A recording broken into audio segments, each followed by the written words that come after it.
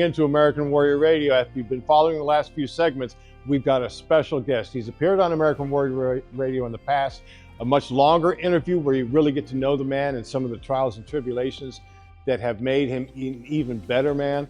This time, we're just hitting some hard, fast issues. And you know why? Because our producer says that the American citizen has the attention span of a gnat. So we try and encapsulate and bring this stuff together. I don't want to belabor the point. Listen, Kris Tanto Paronto is our guest. Hi, Kris. You back with us? Hey, what's up, buddy? It's good talking to you again, Gary. Awesome. Well, I want to hit on a couple topics that involve all of us vets and even family members of vets, and that's this whole VA healthcare and VA benefits for disability compensation. First, healthcare. You just underwent a big surgery. Yeah. How did it go? How did the VA treat you? Would you recommend somebody that's eligible for VA healthcare seek it? Where are you at with it? Sure. Yeah, actually, I've had 3 in the last 3 years. Very major, full hip replacement, arthroplasty. I had to rebuild my quad tendon and quad, and then I had massive shoulder surgery, rotator cuff surgery, ripped my bicep tendon. I'm out in the Ozarks VA system, and since the Office of Community Care that's come forward, I've had a positive experience because I am in rural America. The Fayetteville VA is 2-3 hours away. So I'm able to use the Mercy healthcare system through the Office of Community Care. And Mercy, one of the nicest hospitals in the Midwest, orthopedic hospitals in the Midwest, is in Mercy. So I've been blessed. And to be honest with you, I have. And it has been seamless with the Fayetteville system through the Office of Community Care here in the Ozarks or Southeast Kansas. So my you just mentioned a term that's near and dear to my heart right there, and that's community care.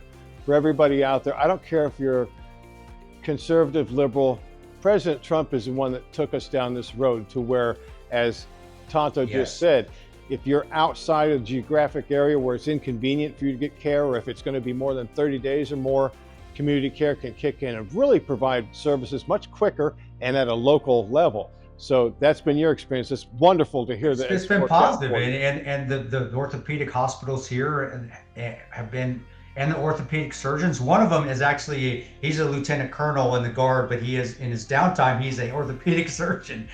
It's been fantastic, but you're spot on. Since OCC came on, the Office of Community Care came on, to me, I think treatment has gotten faster.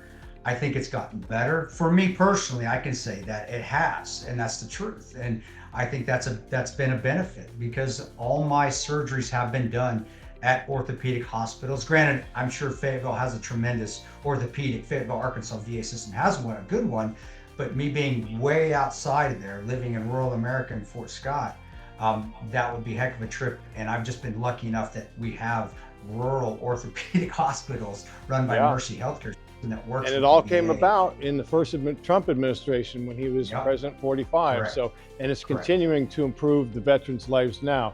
Big news, and I'm glad to hear that you're having a great experience with it. Let's talk about benefits for a moment. Whether a person's 100% service connected, permanent and total, a lot of us are, maybe you only have a dime, 10% for a knee or something.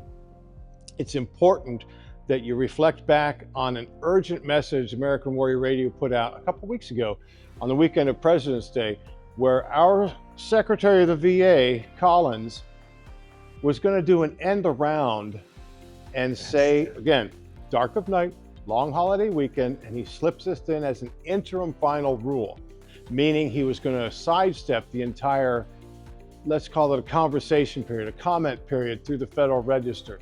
He was saying this needs to happen immediately. It was an emergent need. So we got on the air and we started the ball rolling.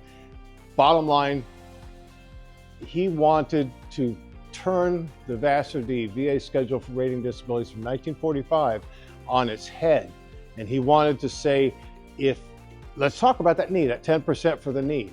Well, if you have 10% for your knee, but you're taking medicine for pain or arthritis and it's making you better, we're going to reevaluate you, maybe take you down to 0. That's the bottom line, people. Also, another example, if you're, let's say, a neuropsychiatric patient, you have a mental health disorder, PTSD, depression, something like that, and you're going through therapy, and that therapy is making your life better, we're going to re-rate you at the better rate. So we got things moving in the right direction to tell Secretary Collins back off. We wanted him to withdraw his interim final rule. The best he did is he's halting enforcement. Doesn't sound like a withdrawal to me. He's halting enforcement of this interim final rule till the actual comment period gets done, where lawyers and people like me and organizations are going to hammer him. Especially, he's a full bird colonel in the reserves or something. He's a lawyer. He's a Baptist minister. He was a congressman, and he's got vets in mind when he issued this in the dark of night over holiday weekend. What's your take on that, Kris? That's scumbag. That's terrible. When you are rated, that rating needs to stay the same. And if you're taking medication, you just added a foreign substance into your body. And if that doesn't account for something, it should. It should. Your life has changed. And when the life has changed, that rating needs to stay the same. And as you grow older, I'm a perfect example here, things will continue to break, and you may even have to add more medication to it, more therapy to it. That's time out of your schedule, because that's adding, again, the medication itself is not good for you. Side effects that you're going to have for it. Terrible, terrible. I don't know.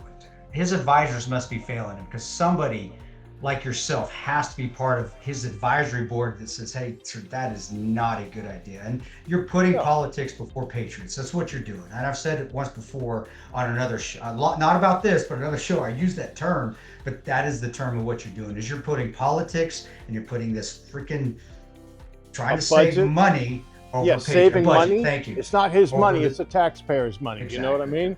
And that is already in the pot for every individual that has signed up on the dotted line and gave their lives, sacrificed something for this country. So doing that, that's horse SHI. It is. And here's the other way of looking at it. It's not just the veteran, but the family of the veteran.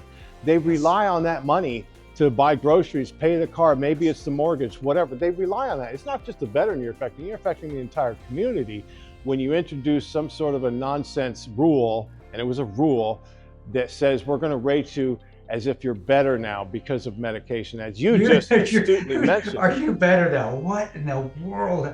Are you better now? Let's throw more pills at you and make you better. For anybody that has gone through post-traumatic stress or has gone through anxiety or depression, more pills doesn't make you better. It does. It's a Band-Aid. It really is. It's going to help you, but eventually you have to find other things, like I even did. I had to get back in the gym. I had to cut alcohol out of my life. I had to start living a little bit healthier, and that even got my mind right, and then even my body. So you should be penalized for that, according to Collins. And that's terrible. And where does this precedence go? So it says that when you have so like my hip, for example, so you're telling me now that even though my hip was deteriorated, now they got a metal shank in there, a metal train spike in there, does that mean it's better? Even though maybe I'm not feeling as much pain as I used to when I had no cartilage left and it was arthritic, but there's still pain there and I have a huge scar. But that's the precedent that we have to watch out for. If this goes, who says he's not going to go down the line and says, well, you know, we just reattached your kneecap and your quad tendon and you shaved your quad and we put fishing line in there to get it all better and it's all attached. So you're better now. So guess what? We're gonna lower your rating. Well, exactly. And that's the conversation we need to carry on in the veterans community, because the more noise we make, the squeaky wheel, you've all heard the analogy, the more noise we make, the more impact we can have. And we cannot have some person like Collins. And here's my also issue, and you can correct me if you think I'm off base, but for him, the genesis of this idea in his mind, or whether it was his legal advisors or whatever, you cannot possibly be the leader of the VA and make a proposal that's going to drastically affect every disabled veteran in a negative way. It just can't. Yeah. You can't have veterans in mind if you did something like that. No, he obviously didn't. He had a budget and he had money in mind. And working with FEMA and the National Flood Insurance Program, I've seen it on that end too, where who gets the short end of the stick? It's usually the insureds that have just lost their entire house. That's where they try to save money. It's not that overabundance of managers and management up top and more administrators and people all in the top, that where you could probably shave that a little bit and save money there, but no, they have to go through the low-hanging fruit. In this case, it's us veterans, and that's terrible. That's awful. And I mean, honestly, if I was President Trump, I'd fire him right there. He'd be done. Like, you're gone, man. I'm gonna get somebody else in there. But Well, hopefully you're at the front line of that, and I trust you, brother, to fight that battle, because it is a battle that you'll be fighting for all of us and guys like myself who just want to we just want to live, man, live and get the benefits that we deserve, and let it be, yeah, and just live a exactly, nice because for life. every listener out there, every watcher of this, the VA compensation is basically like an implied workers' comp agreement. While you were in the service, you got injured. Therefore, and if it's going to be chronic the rest of your life, you're going to get paid from the government, whatever the stipend is, 10, 20, 30%. You can't put that in jeopardy because somebody's up there, crunching numbers or trying to come up with a cost savings. As Tanto just said, there's plenty of opportunity to whittle down the budget with top-heavy bureaucracy, for sure. So you're such a smart guy, and I'm so glad you were able to spend time with us on American Warrior Radio. Thanks, And I know we'll do it again. In the meantime, everybody, you got to get his books, okay? You got to drink his vodka. You got to go get. But moderate. We want get moderation, training and guys. then Moderation. get the vodka. Exactly. And I just want everybody out there to be healthy, and I want veterans out there, if you can, guys, please just persevere and work towards your benefits, and just continue on. It took me 20 years to get my full ones, but it was just through perseverance. Just continue to do that. 100%. And my producer just reminded me about the registry that people can look up on va.gov. Anything and everything you ever want to know about the VA is in that ocean of information, so you can whittle it down and go into the Gulf War Registry and Burn Pit Registry. Get yourself identified as somebody that's needing those services, and make some noise when you see something going the wrong way. You got to make noise. Kris, you're just an amazing man. I'm looking forward to our next opportunity to speak with you on American Warrior Radio, as I know all our viewers are. So, brother, best to you always. Really appreciate your ongoing service, because honestly, you're doing things that are helping the nation.